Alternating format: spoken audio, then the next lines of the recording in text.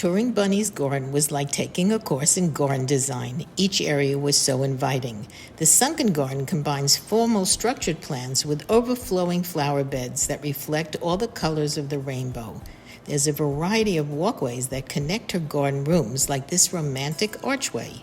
One walkway uses diamond-shaped stones that lead you to an intriguing narrow path between tall, undulating hedges.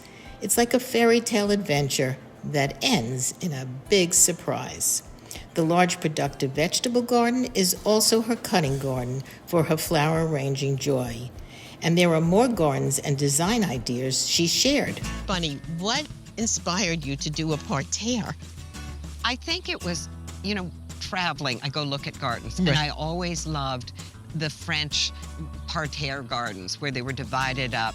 It's this combination of design and plants because the hedges give it structure and the plants are wild. Right. And I like the combination of that. I think that makes gardens have an interesting design. It comes back to my interior design. It certainly must, because this looks so special.